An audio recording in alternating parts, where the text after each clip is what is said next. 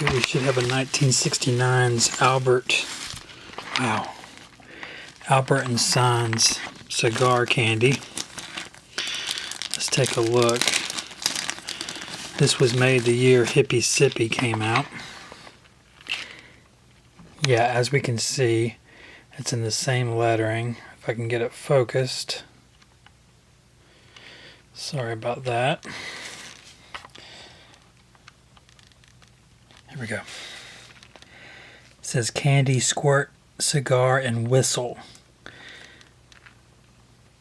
Yeah, so I guess this is the whistle. It's still sealed, has the candy inside, and the end has a little hole where you can squirt water out of it. So it's really 4 things in one. It's a toy, it's a candy container, it's a whistle, and it's a water squirter. That's really cool. 1969 Albert and Sons candy cigar. Extremely rare. Made the year Hippy Sippy came out. Wow, they made a heroin syringe and a cigar.